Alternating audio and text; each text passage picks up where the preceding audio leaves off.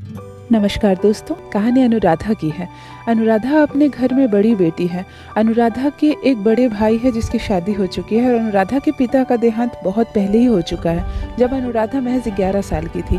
बड़े भाई ही पिता की तरह अनुराधा की देख रेख करते आए हैं, उसे बीए तक की पढ़ाई करा दी है और अपनी कमाई से ही अनुराधा का खर्च आज तक उठाते चले आ रहे हैं। अब भाभी भैया से कह रही है कि अब अनुराधा की शादी जल्द से जल्द हम तय कर दें और इसे विदा कर दीजिए, जवान बहन घर में रहना ठीक नहीं है। भाई को भी पत्नी की बात सही लगती है और वो ढूंढने लगते हैं एक अच्छा सा रिश्ता। अनुराधा के लिए संजीव का रिश्ता आता है। संजीव भी एक मध्यम वर्गीय परिवार का लड़का है। उसके घर में भी संजीव के पिता नहीं है, उनका देहांत हो गया है। घर में है माँ और 2 बहन, बस 2 बहन और 1 भाई, 3 भाई बहनों वाला ही परिवार है संजीव का, और एक माँ भी है। संजीव का रिश्ता अनुराधा से देखते ही देखते तय हो जाता है। दोनों परिवार लगभग स्टेटस के मामले में बराबर ही है।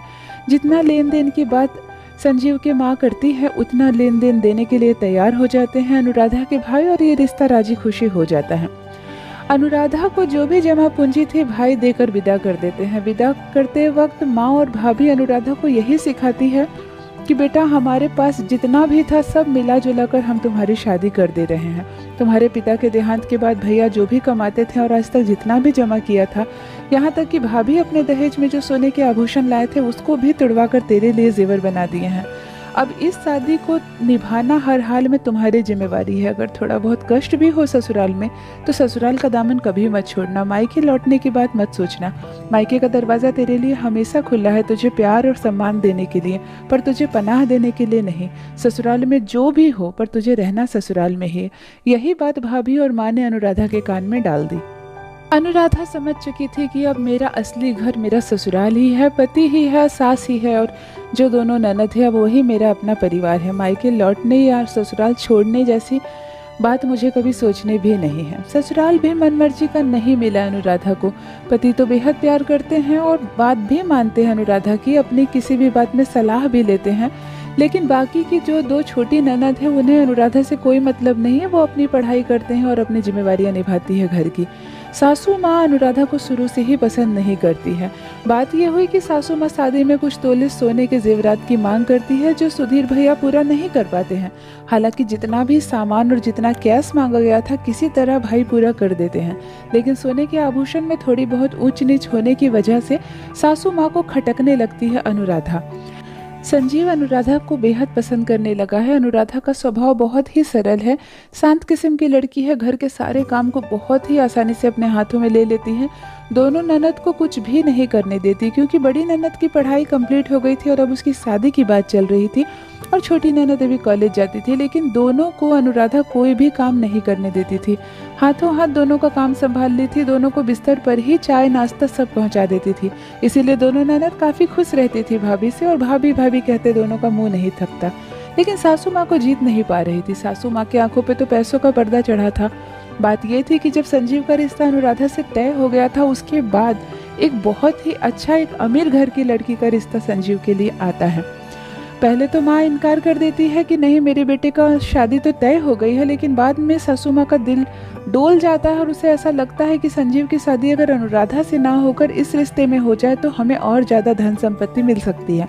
लेकिन संजीव अनुराधा को देखते ही मन पसंद करने लगा था, इसीलिए वो विरोध कर बैठता है माँ के सामने और कहता है, माँ शादी करनी है तो अनुराधा से ही। माँ की एक नहीं चलती है और ये शादी हो जाती है। बस यही बात खटक जाती है सासू माँ को कि काश वो लड़की आती जो ज़्यादा धन संपत्ति लेकर आ सकती थी। अनुराधा आकर भी क्या कर रही है? घर का काम तो कोई भी बहू कर सकती है, लेकिन सोने के आभूषण और धन जो लेकर आती है बहू, वो काम आते हैं। मेरी एक बेटी की शादी होने वाली है, अगर बहुत सारे सोने के जेवर लाती तो वसी जेवर को मैं अपनी बेटी को दे देती। इतने कम जेवर दिए हैं बहू के भाई ने कि क्या बहू पहनेगी और क्या उसमें से मैं बेटी को दूंगी। इसी बात के लिए उसका मन खटकता रहता। घर का सारा काम करवाती, कुछ भी हो जाता उठकर मदद नहीं करती। सब्जी जल रही है तो जलने दो, लेकिन सासू माँ जाकर नहीं चलाएंगी। अनुराधा नहा रही है, चाहे कपड़े धो रही है, उसे बीच बीच में उठकर ही करना पड़ता है। दरवाज़ा कोई भी नॉक करे, सासू माँ अपनी दोनों बेटियों को कह दी थी कि कोई दरवाज़ा खोलने नहीं जाएगा। जितनी बार भी घर में कोई भी आएगा, दरवाज़ा खोलना अनुराधा का ही काम है। भाग भाग कर काम करना, एक एक चीज़ करना, सबकी ज़रूरतों को पूरा करते करते अनुराधा काफ़ी थक जाती थी। लेकिन सासू माँ को कोई फ़र्क नहीं पड़ता था, वो मदद के नाम पर कुछ भी नहीं करती थी और चार ताने ही सुना देती थी कि तुम्हारे भी तो घर में भाभी थी, क्या उनसे तुमने कुछ भी नहीं सीखा, बस मुंह उठाकर चली आई ससुराल। कभी रोटियां जल गई तो कभी सब्जी में नमक कम है, दाल ऐसे बनती है, क्या तुम्हें खीर बनाना नहीं आता।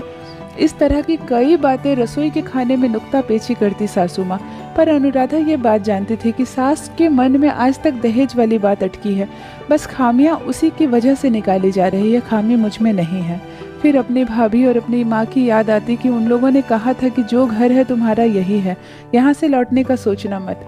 इन सब बातों को ध्यान में रखकर सर झुकाकर सुबह से रात तक काम में लगी रहती अनुराधा, किसी से एक शब्द भी नहीं कहती और एक अच्छी पत्नी, अच्छी बहू और एक अच्छी भाभी बनकर इस घर में अपने हिस्से की सारी जिम्मेवारियां निभा रही थी। अब बड़ी ननद आरती की शादी की बात चलने लगती है और देखते देखते आरती की शादी भी तय हो जाती है। आरती अपनी शादी से काफ़ी घबराई हुई है। उसे काफ़ी घबराया हुआ देखकर अनुराधा उसके पास एक दिन जाकर बैठती है और कहती है, आरती दीदी आप बहुत परेशान लग रही हैं, आपकी शादी तय हो रही है, आपको तो खुश होना चाहिए। इस घर को छोड़कर आप अपने असली घर में जाएंगे, जहाँ की आप मालकिन हो जाएंगी, किसी की दुल्हन हो जाएंगी, पति का प्यार मिलेगा, कितनी खुशी की बात है। आरती की आंखों में आंसू आ जाते हैं और वो भाभी का हाथ पकड़कर पूछती है, भाभी क्या मैं तुम्हारे जैसी एक अच्छी बहू बन पाऊंगी।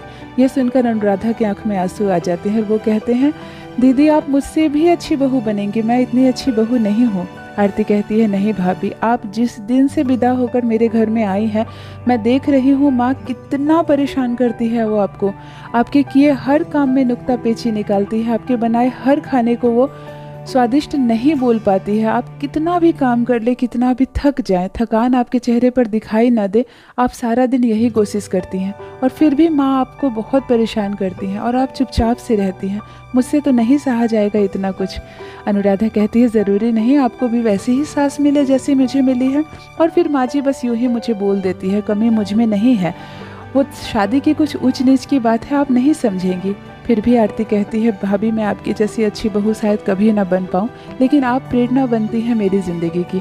मुझे जब भी ससुराल में कोई कष्ट होगा, मुझे किसी की बात बुरी लग जाएगी या मुझसे कुछ नहीं हो पाएगा, तो मैं आपको याद करूँगी और सीखूंगी कि कैसे सब कुछ आप दिन भर सीखने की कोशिश करते हैं, सर झुकाकर सबकी हाँ में हाँ भरती हैं और घर का सारा जिम्मेवारी अपने सर पर उठा रखी हैं।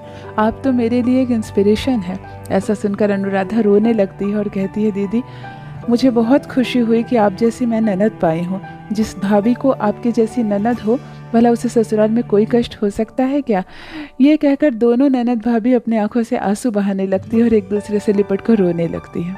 ये थी दोस्तों ननद भाभी की प्यार भरे रिश्ते की एक छोटी सी कहानी। आशा करती हूँ दोस्तों कहानी आपको अच्छी लगी होगी। मेरी कहानियाँ पसंद आए तो चैनल को सब्सक्राइब ज़रूर कीजिए। बने रहिए मेरे साथ। धन्यवाद।